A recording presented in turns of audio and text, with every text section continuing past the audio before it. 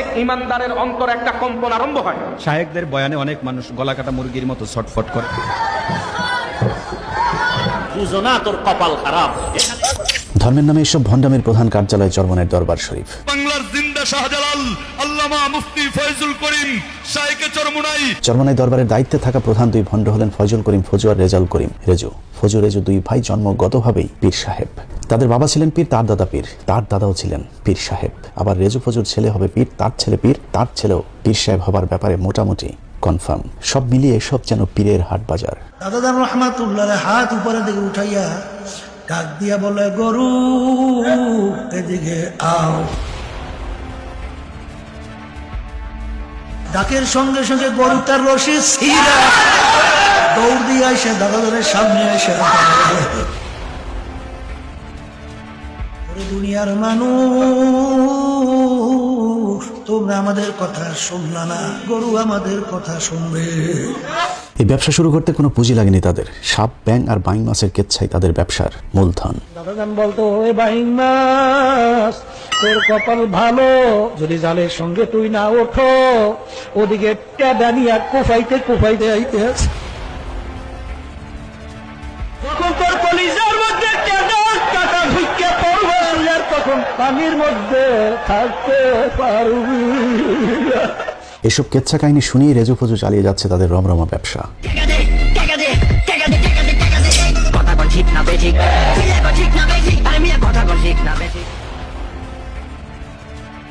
ও আমার দুনিয়াদার বাবারা চরমনাইতে আসছে, বাবারের নৈরাশ হইয়েন না। প্রতি বছর কথিত ওরসে তোলার বস্তায় বস্তায় টাকা পয়সা দিয়ে দুনিয়াতে সুখ স্বাচ্ছন্দ্যে জীবন কাটানোর পর আখেরাতেও নাকি তাদের জন্য বেহেশত একদম ফ্রি। আমি স্বপ্নে দেখতেছি কিয়ামতের মাঠ কায়েম হয়ে গেছে, সমস্ত মানুষগুলো কিয়ামতের ময়দানে উঠছে। আল্লাহর ঘোষণা হলো, যারা নাকি চরমনার মুশাব হুজুরের কথা অনুযায়ী নেক আমল করছে, তাদের কিয়ামতের ময়দানে কোনো হিসাব টিসাব নেওয়া হবে না। চরমনাইয়ের মুরিদদের জন্য মেড ইন বরিশাল লেখা জাহাজ আখেরাতের মাঠে অপেক্ষা করছে। এই জাহাজের যাত্রী কারো কোনো হিসেব হবে না, জাহাজ থেকে নেমেই সোজা জান্নাতে। সৈয়দ ফজলুল করিম রাহমাতুল্লাহ যখন কিয়ামতের ময়দানে বড় বড় জাহাজ দিয়ে রওনা করবে, মাহমুদ গো দয়া মায়া করে আপনি ওদেরকে আপনার কুদরতি কোলের মধ্যে টাইনে আনেন। কিয়ামতের ময়দান হবে তামার ময়দান। এরকম তামার ময়দানে জাহাজ চলবে কোন কায়দায় বলেন? কোরআন সুন্নাহর কোনো জায়গায় খুঁজে পাই না যে আখিরাতে জাহাজের কোনো প্রচলন থাকবে বা জাহাজ নিয়ে বা কোনো বাহন নিয়ে কেউ উপস্থিত হতে পারবে। অতএব এই মন্তব্য সম্পূর্ণ মন গড়া, সম্পূর্ণ বানোয়াট এবং ভিত্তিহীন। আবার দেখবেন চরমনাইয়ের বিরুদ্ধে একদল মানুষ জাহাজের উদাহরণ দিয়েছে, জাহাজ বাবা হয়ে গেছে। কত বড় জাহেল, মূর্খতার কত চরমে চলে গেছে। কিয়ামতের দিনের আগে কবরের আযাব মাপ পাওয়া নিনজা টেকনিকও জানা আছে জাহাজ পীর চরমনাইয়ের কাছে। আমাকে সুয়াল করতে না পারে, আমি এমন ভাবে আমার মাওলাকে ডাকবো যেন তারা প্রশ্ন করতে সুযোগ না পায়। মাওলাকে ডাকতে এসেছে, সুযোগ না পায়। আল্লাহ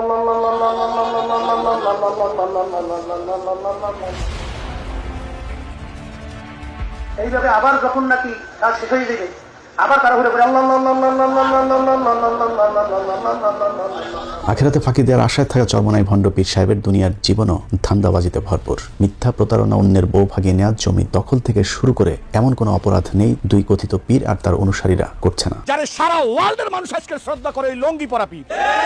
এসব মূর্খদের দলে ভেড়াতে অবশ্য খুব বেশি জ্ঞানবিদ্যার প্রয়োজন হয়নি। পীর সাহেবের শিক্ষক নিজেই জানিয়েছেন, শিক্ষা জীবনে ফেল করা ছাড়া পাশের কোনো রেকর্ড নেই কথিত এই ভণ্ড পীরদের। পীর সাহেব শহীদ মোল্লা ফজলুল করিম সাহেব দৌড়া পাস করেন না। রেজাউল করিম সাহেব দৌড়া পাস করেন না, কোনদিন ফাঁসি করে নাই, দৌড়াইও না, নিষ্কাতেও না, দাঁড়াইও না, বক্তব্যও না, নিচেও না, উপরেও না। প্রাতিষ্ঠানিক কোনো শিক্ষা ছাড়াই কিছু মূর্খ লোকদেরকে এরা দলে ভেড়াচ্ছে। তাদের বায়াত হন নিয়াত, মুরিদ হন নিয়াত, তারা নিয়াত করেন মুরিদ হয়ে গেলাম, বাকির নাম ফাঁসি।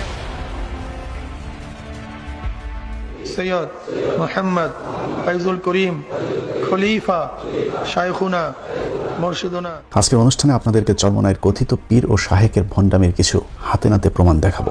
সৌদি আরবের মতো রাষ্ট্র বাংলাদেশের মতো একজন আসামিকে রাষ্ট্রীয় মর্যাদা দান করবে, এটা চিন্তা করা যায় না। চরমনাই পীর সাহেব একবার সৌদি আরবের 5 স্টার একটি হোটেলে তাওয়াল চুরি করে ধরা পড়েছিলেন। সেই ঘটনায় তিনি গ্রেফতার হয়ে জেলেও গিয়েছিলেন। তাম দুনিয়া অন্তত জানে বিশ্বাস সরবরাহ হুজুরে অন্তত চুরি করবে না। ক্যাপ্টেনরা বলছে যে স্বয়ং বাদশার পরিবারের কোন আসামি যে জেলখানায় থাকে, তুমি যে সুবিধা ভোগ করছো সেই সুবিধা তারা ভোগ করতে পারে না। সমস্ত মানুষের অফিসারদের আমাকে দেখার সাথে সাথে মনে হয় যেন একটা মায়া মহাব্বত সৃষ্টি হয়েছে। পরবর্তীতে তিনি ভুলক্রমে তাওয়ালটি ব্যাগে ঢুকিয়েছিলেন বলে জানালে সৌদি কোর্ট তাকে খালাস দেয়। তবে সেখানে শর্ত দেওয়া হয়েছিল ফয়জুল করিম 10 বছরের মধ্যে আর সৌদিতে যেতে পারবেন না। আল্লাহ পাক রব্বুল আলামিন ইজ্জাতের সাথে আপনাদের কাছে নিয়ে আসবে, অংশ ভাবতেও পারতাম না। আমি জেনে সেখান থেকে চলে আসছি, ক্যাপ্টেনটা পর্যন্ত চোখের পানি ফেলা হলো। সেই ঘটনাটিকে তিনি দেশে ফিরে গরু ছাগলের কেচ্চার মতো করে সাজিয়ে তার মূর্খ ভক্তদের সামনে পেশ করেন। আর ভক্তরাও শুনে শুনে হাই পিসাব বলে আওয়াজ তুলতে থাকেন। তারটা মন্ত্রণার মেহমান আমি ছিলাম। আলহামদুলিল্লাহ, মদিনায় 5 স্টার হোটেলে ছিলাম, মক্কার মধ্যে 5 স্টার হোটেলে ছিলাম। আমার মধ্যে বলে হুজুর আপনার লোকে বয়াত করেন, সেখানে দিনের টাকা পড়বে। কি কাজ করবো? রমজান শুরু হওয়ার 9 দিনের মধ্যে 3 খতম দিয়া ফেলেছে। অনেক সময় অনেক রাত্রে 100 টাকা পর্যন্ত নামাজ পড়তাম। ওই অনুষ্ঠানে তিনি দাবি করেন জেলের ভেতরে সবাই তাকে খুব সম্মান দিয়েছে, বাড়ি থেকে খাবার আনার সুযোগ দিয়েছে, ভেতরে বয়ান করার সুযোগও নাকি তিনি পেয়েছিলেন। এমনকি জেল কর্মকর্তা, পুলিশের অফিসার থেকে শুরু করে সকলের সাথে তার নিয়মিত কথাবার্তা হতো। আল্লাহ পাক রব্বুল আলামিন আমাকে সেই জেলখানায় প্রতিদিন বাসার খানা খাওয়াইছে, সারাদিন খাওয়াইছে, প্রতিদিন খাবার আদার প্রদান আমি করতে পারছি। মন্ত্রী বারবার আমার কাছে বলছে আমরা লজ্জিত, তোমার এই ব্যাপারটার খোঁজ কিং সালমান পর্যন্ত সেটুকু প্রকাশ করছে। কিং পরিবারের ছেলেটার নাম হলো ফয়সাল, টেলিফোন নাম্বার দিল যে তুমি আমার ভাই আব্দুল্লাহকে শুধু এই কথাটুকু বলবা, সরাসরি সে যেন কিং ফয়সালের সাথে আলোচনা করে। এবার প্রশ্ন হলো, সৌদি প্রশাসনের সাথে নিয়মিত এমন আলাপচারিতার জন্য তো আরবি জানতে হবে, কিন্তু চরমনায়ের কথিত শায়েখ আরবিতে কথা বলতে জানেন কিনা তার প্রমাণ দেখি চলুন। তার নজরে কোনো এখানে শিরক বিদআত শরীয়তের খেলাফ কোনো নজর বা কোনো দৃষ্টি পড়ছে কিনা? هذا رأيت خلاف الشرع من الشرك والبدع وغيره. ما رأينا أي مخالفة شرعية.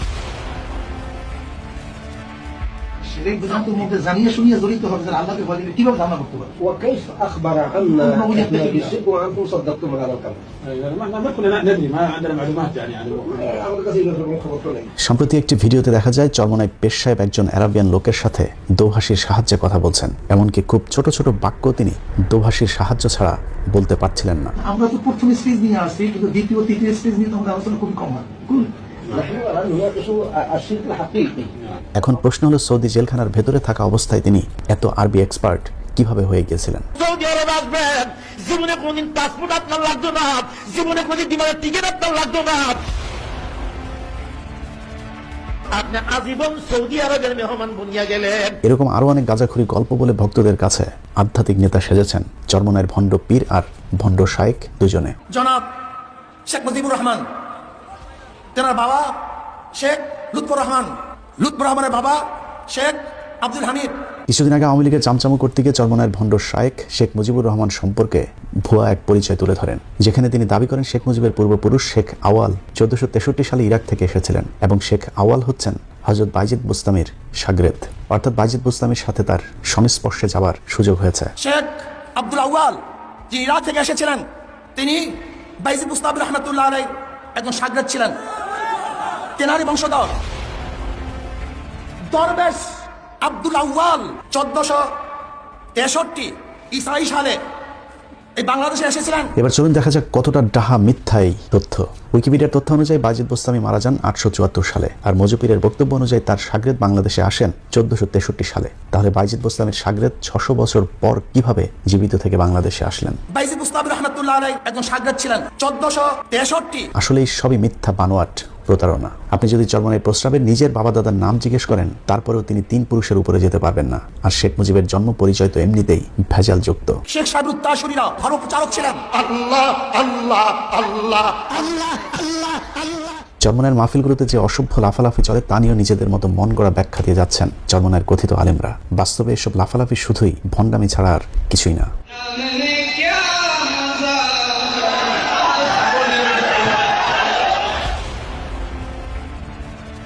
পাহাড় তো পায় না, বাসে ওঠে, পাহাড় পেলে পাহাড়ে উঠতে।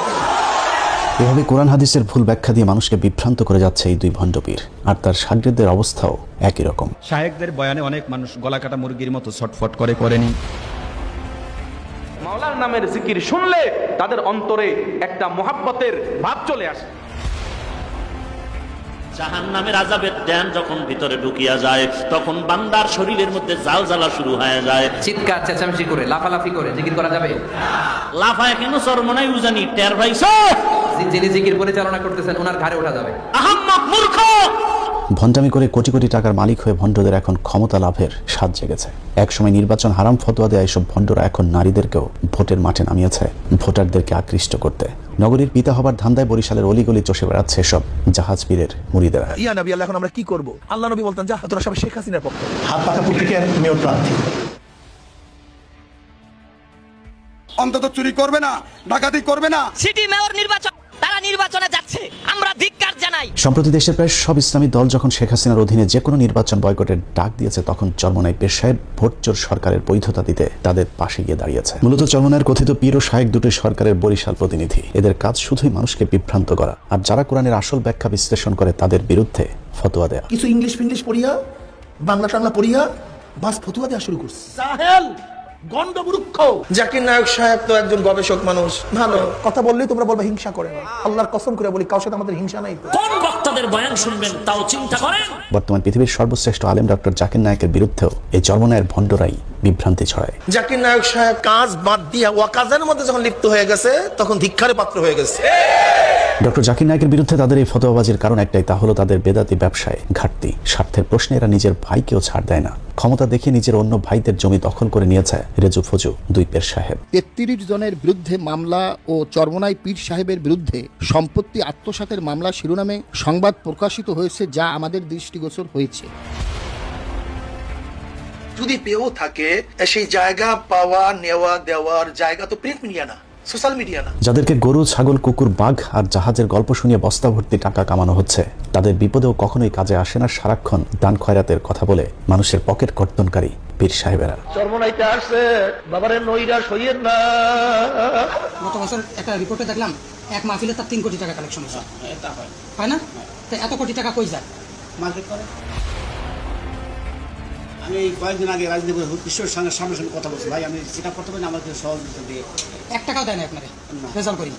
নিজের আপন ব্যয়ের সাথে প্রতারণা করেছে চরমনাইয়ের প্রস্রাব ফয়জুল করিম ফজু পীর। আপনার মেহমান কতজন আসবে সেটা বলেন, আপনি দাওয়াত দেবেন, তবে আপনার যতজন খুশি ততজন দাওয়াত দিতে পারেন। একটা জিনিস মনে রাখেন, আমি থাকি আমেরিকাতে, আমি পার্টি দিয়ে করব। কিছুদিন আগে বেশ ভাইরাল হওয়া একটি ছবিতে দেখা গিয়েছিল বিএনপি আওয়ামী লীগের কেন্দ্রীয় সব নেতাদের সাথে চরমনাই নেতাদের একটি গেট টুগেদার। মূল ব্যাপারটা হলো যে যখনই ফাঁদে পড়ে তখন সে অন্য কারোর থেকে উত্তরণের চেষ্টা করে। চরমনাইয়ের কথিত শাহেক ফজুর ব্যয়ের অভিযোগ, নিজের টাকা বাঁচাতে কৌশলে ব্যয়ের ঘাড়ে চাপিয়ে দিয়েছিলেন সেই অনুষ্ঠানের খরচের বোঝা, আর ফায়দা লুটেছেন ভণ্ডপীর ফয়জুল করিম। সবচেয়ে খারাপ লাগছে সেটা হলো সম্পূর্ণ পয়সা করি আমি দিছি, কিন্তু নামটা হয়েছে আমার বেআইন, যে সে এই প্রোগ্রামটা করছে। এভাবেই সারা দেশের মানুষের সাথে প্রতারণা করে যাচ্ছে চরমনাইয়ের দুই ভণ্ড। চরমনাই বাৎসরিক মাহফিল বিনা ওজরে কামাই দিয়েন না। চরমনাইয়ের ওনার লুবি বেশি, টাকা নগদে নিতে চায়। ওনাদের মাঠে বসে এমন বয়ান দেয়, বয়ানের চড়ে আপনি কাপড় চোপড় খুলে আপনি ওনাদেরকে দিয়ে দেবেন। চরমনাইয়ের পীর সাহেব যে ভাওতাবাজি শুরু করছে কদিন ধরে, বাপ দাদারা পীর ছিল, সেখান থেকে তারা খেলামত পেয়ে পীর হয়ে এসেছে। এই যে ভণ্ডামি, জাহেল, জ্ঞানের স্বল্পতা, আমাদের মধ্যে মূর্খতা অনেক বেশি। গুরু ঠাকুর বলছে পর্দা লাগে না, এটাই সঠিক। সারা দেশব্যাপী মানুষ যদি কয় লাগবে, হবে না। আমার গুরু ঠাকুর যা কইছে তাই। যারা বলে জিকিরে লাফায় বাস পায়, এই কথার ধরনেই বোঝা যায় সে উম্মতের সংশোধনের জন্য বলে না, সে বলে হাসাদ হিংসা থেকে। চরমনাইয়ের সমর্থিত ভণ্ডদের মধ্যে অন্যতম হলেন হাফিজুর রহমান কুয়াকাটা ও তার ভাই হাবিবুর রহমান মেজবা। দুজনেই নিজের মুরিদের বউভাগী আলোচনায় এসেছিলেন। এখনো নাকি বোরকা পরা মেয়েদের দেখলেই তাদের যৌবনে ঝাঁকি দেয়। একটা মেয়ে কলেজে যাচ্ছে, বোরকা পরা, হাত মোজা, পাও মোজা সব লাগানো, এরপরও কি আকর্ষণ যুবকের হয় কি হয় না? আমার হয়, তোর হয় না? এত কিছুর পরেও তাদের বিরুদ্ধে কোনো ব্যবস্থা নেয় না সরকার। উল্টো তাদেরকে দিয়ে আগামী নির্বাচনে শেখ হাসিনা আরেকটি পাতানো নির্বাচনের ধান্দা করছে। এই আমানত যে রক্ষা করতে পারবে তার কাছে আমরা যেন আমানত রাখতে পারি। আমাদের শেখ চরমনাই আমাদের নগর পিতা হিসেবে আল্লাহ কবুল করেন। সেই নির্বাচনে 300 আসনে প্রার্থী দেওয়ার পরিকল্পনা রয়েছে চরমনাইয়ের। চরমনাইয়ের কথিত শাহেক বিভিন্ন সময় ভারতের বিরুদ্ধে জ্বালাময়ী ভাষণ দেয়, তারপরেও তাদের বিরুদ্ধে কোনো ব্যবস্থা হয় না, কারণ ভারতীয় গোয়েন্দাদের সাথেও তাদের সম্পর্কটা অনেক পুরাতন, যে কারণে তাদেরকে কখনোই জেল, জুলুম কিংবা নির্যাতন সহ্য করতে হয় না। সবাই জেলে, আমি জেলে না কেন? তাদের প্রশ্নই হলো আমি জেলে না কেন? দলিল কি? একদিকে সরকার, অন্যদিকে ভারতীয় গোয়েন্দা সংস্থার সাথে মিলেমিশে তারা তাদের পরিধি দিনকে দিন বাড়িয়ে চলেছে। তাদের সহায়তায় সরকারি জায়গা দখল করে মসজিদ, মাদ্রাসা বানিয়ে চরমনাই পন্থী মানুষের সংখ্যা বাড়ানোর চেষ্টা করছে চরমনাই।